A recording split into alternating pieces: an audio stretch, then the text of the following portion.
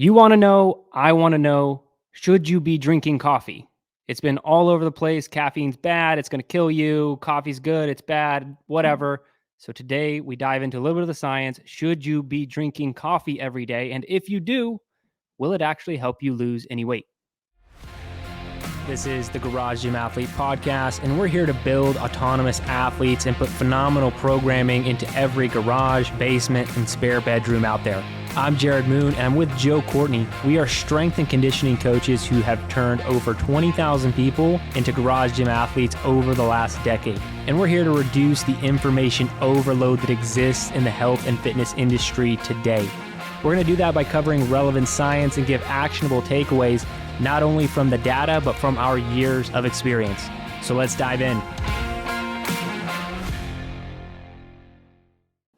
All right, so we are diving into coffee more today. Specifically, is there a link between coffee and body fat? Can it actually help you lose weight? We found a study. We want to dive into it a little bit more. I want to ask you, Joe, how much coffee do you drink on a daily basis? Weekly basis? One cup. One cup a day? 1 cup a day. I make a pour over carafe for Liz and I have this size mug. It's only like 10 ounces. So I fill this up and then there's still a little bit left and I fill a little bit more. And sometimes I don't even finish this because I cut myself off at noon each day for coffee. So if I don't finish my cup by noon, then I chuck it.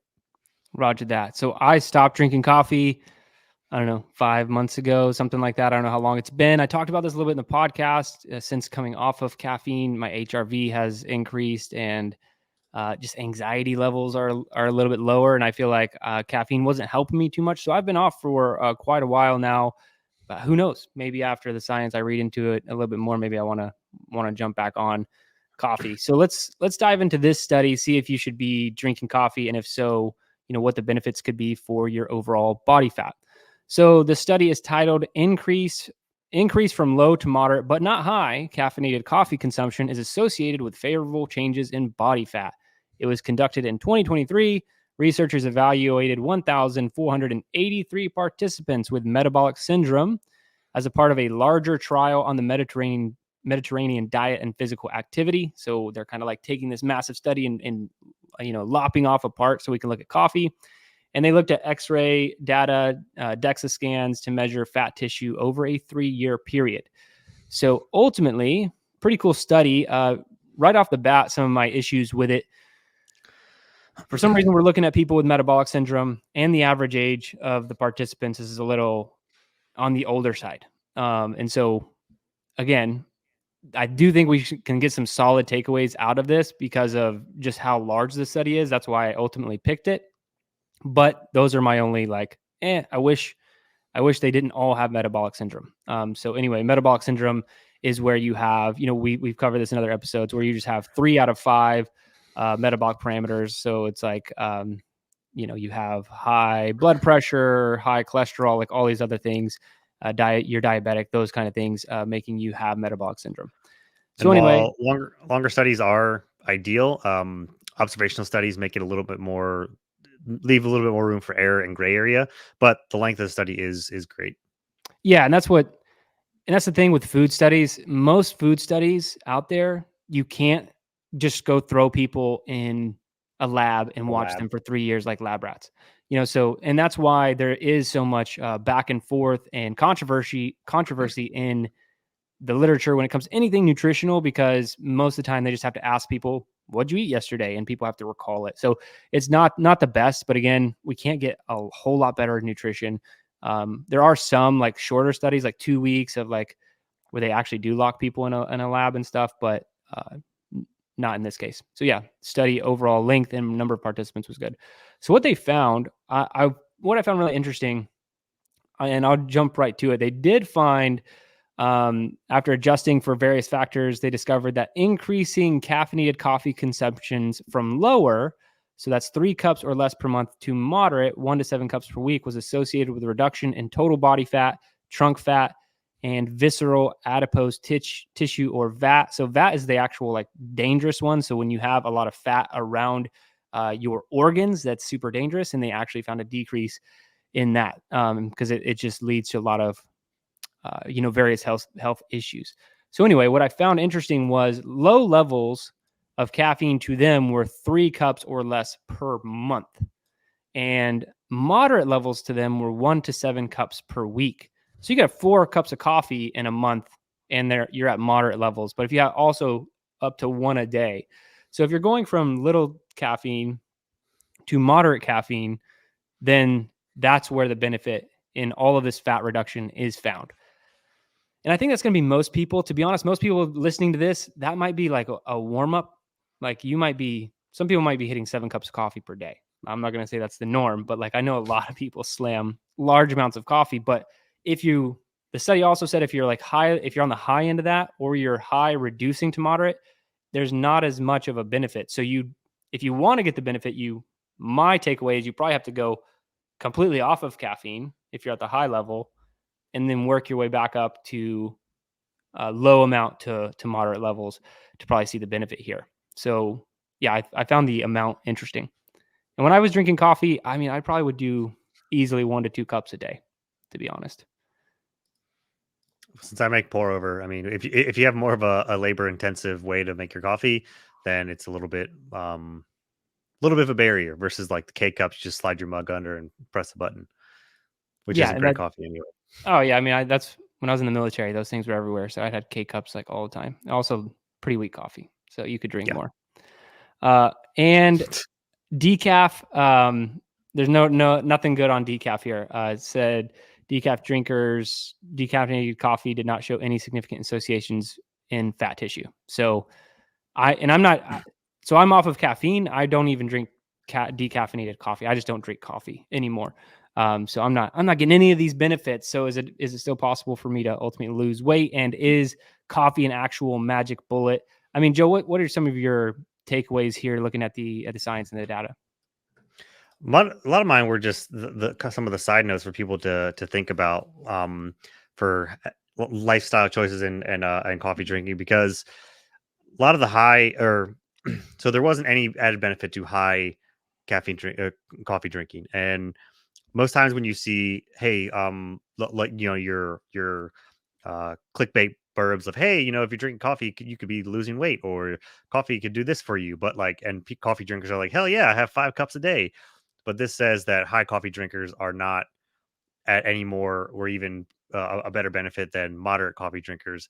And high coffee drinkers tend to have a little bit worse lifestyle than low to moderate coffee drinkers. So I know when I was reading that and I thought about the people that drink a ton of coffee, they either have, their lifestyle choices aren't that great. Their work environment or something isn't that great. They're on some kind of crazy schedules, working 12-hour shifts or something like that.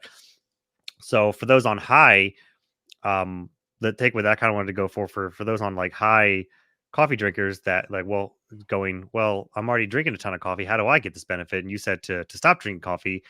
Mine would also be to look at the other things lifestyle wise, because caffeine for sure will impact your sleep, which impacts everything else. So you always have to start with sleep and everything. So my more I was more on board with, think of everything else in your lifestyle on top of coffee. But this is a nod to, hey, low to moderate coffee. I guess there's even more literature now that some people are just completely off it and they shouldn't drink it. So kind of bring everything to the middle of, get a 1 cup, but coffee's not going to fix everything for like poor lifestyle choices. Yeah, and that's why you can get like a clickbait article that can run away with a study and talk about how caffeine and coffee consumption are, the elixir to losing body fat or whatever. But that's making some pretty bold claims. It seems like, and the reason I want to cover the study is ultimately caffeine is okay. I kind of have like a reverse, like, will it help you lose weight? It's possible. And so one of the things I looked into, and like one of the first questions you asked, Joe, when we were talking about, is like, okay, if it does help you lose some body fat, why? Like, why does it do that? And there are really 3 reasons that kind of are in the study and just that we know in general. Is one, caffeine can increase energy expenditure. So you're burning slightly more calories when you're consuming caffeine. Is that going to be an overwhelming amount? No. But again, if you add it to an already healthy lifestyle, you're burning a little bit more calories, definitely could help reduce a little bit of body fat. I know for me specifically, and and also for, just what we know about caffeine, it's an appetite suppressant, right? So it will decrease your appetite. So if I had black coffee in the morning, it's a little bit easier for me to fast throughout the day if I wanted to fast. So that's reason number 2. So increases energy expenditure, decreases appetite. And third is they actually have bioactive compounds in there. One of them specifically is chlorogenic acid, which has been reported to induce small weight reductions. And I kind of looked at the science on that. And the amount that's in a cup of coffee is about the amount in the literature that you'd need to take every day to have reductions in, fasting blood glucose, reduction in weight, all that other kind of stuff. So there are good things in caffeinated coffee. And those 3 reasons are why you could be a little bit leaner if you're drinking coffee. But to Joe's point, you do have to have all of your basic lifestyle guidelines dialed in. And like I said, my main takeaway is it's okay to drink caffeine. Like I came off caffeine more of as an experiment. At first, I wanted to do like a reset of my caffeine intake because I didn't really feel like I was getting a lot out of it. I drink 2 cups a day and I wouldn't feel anything. So I decided to do a reset. And what I noticed with the reset was my HRV kept increasing the longer I was off of it. So I've kind of stayed off of caffeine for the most part. But ultimately, it's okay to be on caffeine. You just want to kind of land at an amount that's going to be okay for you. So if I was a garage gym athlete, what would I do with this information is, 1, if you want to keep drinking coffee, go for it. It looks like 1 cup a day is about the maximum you want to land at. So if you're drinking more than that, think of a potential reset. Not that it's necessarily disadvantageous to your health or whatever, but I do think that for me, it wasn't doing anything, and it was causing me more anxiety ultimately in drinking caffeine.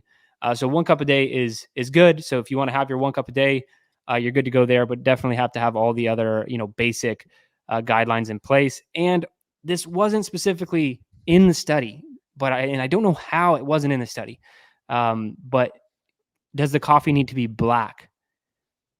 I'm assuming yes. Like I just have to assume yes. I did not see it in the study, but if you're adding a lot of sweetener or cream, I can't see how having a sugary beverage every single morning or whenever you drink coffee could be beneficial in the slightest. So my assumption with like 95% certainty is that this was on black coffee because you can't be adding sugar and cream, a bunch of fat and carbohydrates to coffee and thinking that's going to be some sort of weight loss guide. So I do think it also needs to be black or using a sweetener that doesn't have sugar, something like that. But those are all my takeaways. Drink your coffee, not too much, 1 cup a day. And it could potentially, for 3 different reasons, help you maintain a lower body fat percentage, lose some visceral fat around the organs, and be an overall healthier human being. Yeah, it's interesting that the decaf didn't have any difference because it still has, from what I've like just a quick Google search, it still has chlorogenic acid. So I don't know if it was just because of the people on metabolic syndrome or what, but other sources of the chlorogenic acid, blueberries, sunflower are high in those. It seems like apple and bell pepper and sweet potatoes are also other sources. Yeah, which would mean maybe it's not even that beneficial. Maybe it's primarily like those are the 3 potential reasons because they don't really know why caffeine is helping people lose weight. That's just like a potential reason, but maybe it's more about it increasing energy expenditure and I decreasing was going to appetite. say, yeah. And then at the same time, like there are no silver bullets in health and fitness, right? So if you want to, if you are listening to this podcast because you're like, oh, I want to know if I can drink coffee to lose weight, you lose weight through eating fewer calories and following a structured exercise program. Like that's caloric reduction, making sure that you're moving every single day. Like those are the staples. Having good nutritional program, like eating whole foods, and then compound after you have those in place. Yeah, let's start talking about all these little like golden BBs that we can throw into and not any silver bullets of just living in an even healthier lifestyle. And then also knowing the limits of like how much you can do to where the science still backs it up. I think those, kind of some of the biggest takeaways for me. All right, that's it for this episode on coffee and fat loss and how it helps you. If you want to be a part of a community that is following the science and research-backed programming, go to garagegymathlete.com, sign up for a free trial. We'd love to have you join the community And for all of those who are in the community doing awesome things, thank you so much for being a part. But that's it for this one. Remember, if you don't kill comfort, comfort will kill you.